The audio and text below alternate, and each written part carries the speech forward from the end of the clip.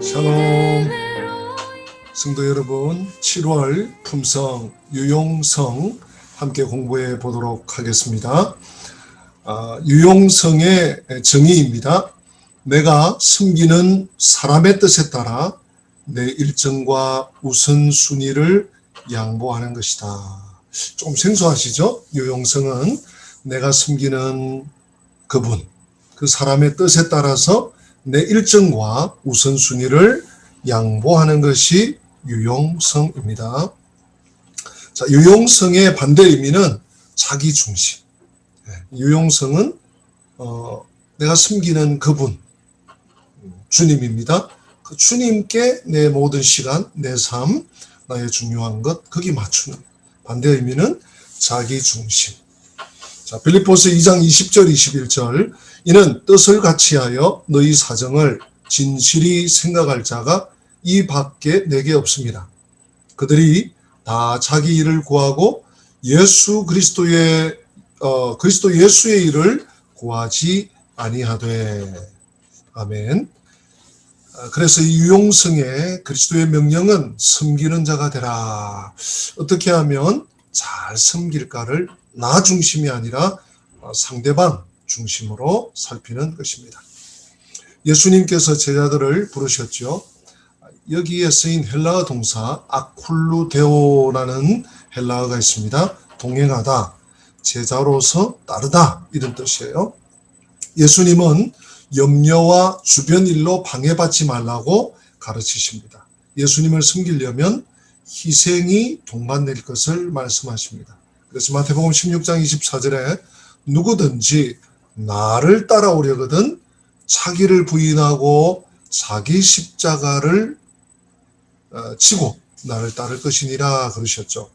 여기서 자기를 부인하고 이 부인하다로 번역된 헬라어는 자신을 잇다, 자기 자신과 자기 이익을 돌아보지 않는다, 이런 의미가 되겠습니다. 제자의 삶이 결국 유용성의 삶인 것이죠. 유용성은 한 지도자를 선택하는 데서 시작이 됩니다. 두 지도자를 섬기려고 하면 유용성을 보일 수가 없습니다. 한 사람이 두 주인을 섬기지 못할 것이니 혹 이를 미워하고 저를 사랑하거나 혹 이를 중히 여기고 저를 경히 여김이라. 너희가 하나님과 재물을 겸하여 섬기지 못하느니라. 하나님과 물질, 하나님과 돈 같이 섬기지 못합니다. 모든 사람은 주님을 섬기기로 선택해야 합니다. 그렇지 않으면 돈, 인기, 재물과 같은 것을 조차 자신을 섬길 수밖에 없습니다. 그래서 여호수아는 그 유명한 오직 나와 내 집은 여호와를 섬기겠노라 하셨죠. 그래서 유용성은 제자도의 가장 기본 본질입니다. 예수님께서 제자들을 부르셨을 때 유용성의 삶을 요구하십니다. 제자의 개념은 훈련하고 섬기는데 얼마나 유용하냐에 달렸습니다. 말하자면 자신을 내어드리는 것에 얼마나 헌신하느냐입니다. 예수님 시대에는 어떤 사람이 스승의 지식을 습득하고 싶으면 자신의 시간, 자신의 계획, 자신의 목적을 다 내려놓고 스승을 늘 따라다녀야 했습니다. 그래서 제자를 추종자라고 불렀죠. 이것은 오늘날 학생들이 전문 지도 선생님의 가르침을 받기 위해서 그 문화에 들어가는 것과 같은 체계가 되겠습니다. 자, 성경은 가지는 자가 되지 말고 오히려 주는 자가 되라고 우리 주님께서 말씀하시죠. 예수님께서는 제자들에게 가지는 자가 아니라 오히려 주는 자가 되라 명령을 하십니다. 이에 예수께서 제자들에게 이르시되 누구든지 나를 따라오려거든 자기를 부인하고 자기 십자가를 지고 나를 따를 것이니라 했습니다. 그리고는 이 역설을 말씀하십니다. 자기 목표를 위해 목숨을 지키려 하는 자는 이럴 것이다. 누구든지 제 목숨을 구원하고자 하면 이럴 것이요. 누구든지 나를 위하여서, 주님을 위하여서, 하나님의 나라를 위해서 목숨을 잃으면 찾을 것이다. 가지는 자는 주로 돈을 더 소유하는 데 열중을 합니다. 그러나 예수님께서는 사람이 만일 온천을 얻고도 제 목숨을 잃으면 무엇이 유익하리요 했어요. 더 본질적이고 더 중심적이고 더 중요한 말씀을 하시죠. 유용성의 바탕은 다른 사람이 성공하도록 돕는 기쁨인 것입니다. 참된 행복은 무엇을 받는 데서 오지 않습니다. 다른 사람의 삶에 참으로 내가 어떤 유익을 주느냐, 거기에 행복이 있는 것이죠. 바울은 디모데의 유용성을 칭찬했습니다. 이는 뜻을 같이하여 너희 사정을 진실히 생각할 자가 이 밖에 내게 없습니다.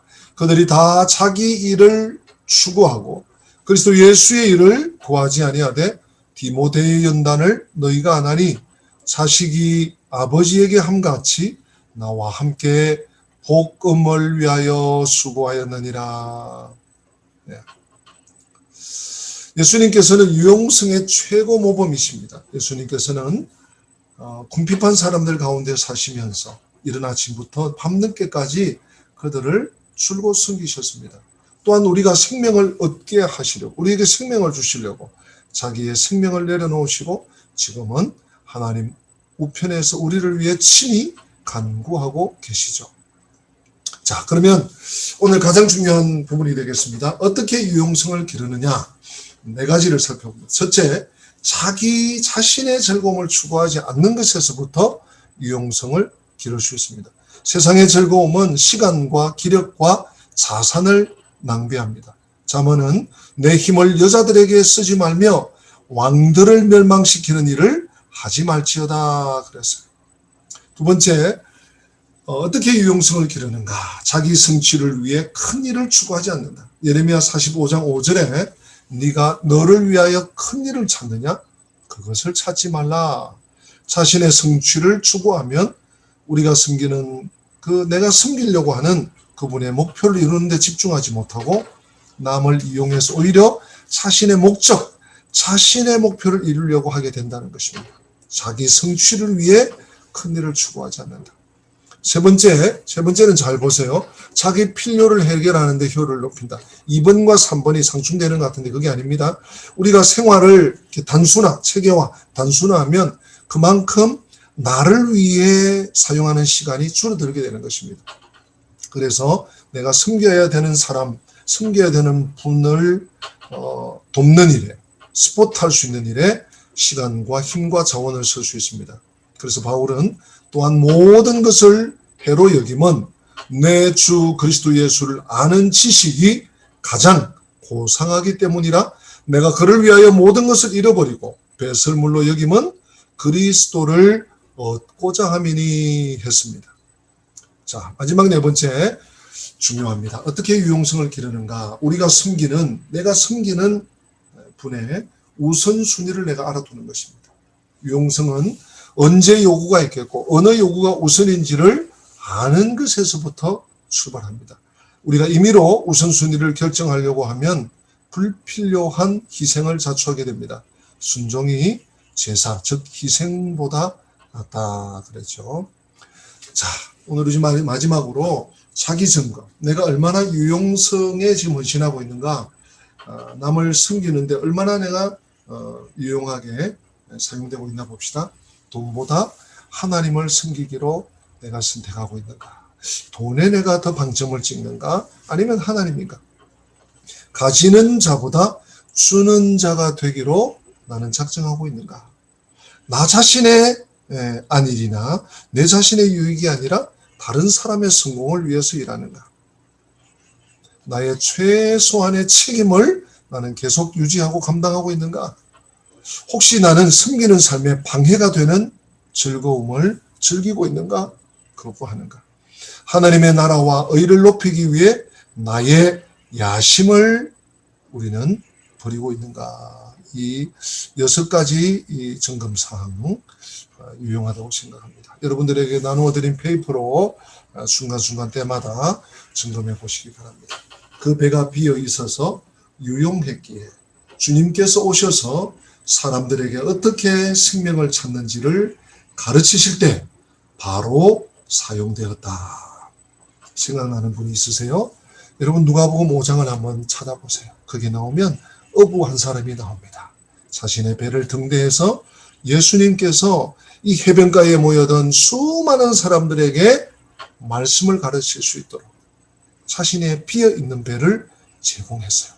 유용성은 바로 내 삶이, 나의 삶의 가치가 주님을 위해서 늘 예비하는 것, 그것이 유용성입니다. 이 7월 무더위가 이제 점점 심해지는 이 7월 주님 앞에 유용성의 훈련을 잘 받는 우리 영광 가족들 되시기를 축복합니다. 샬롬.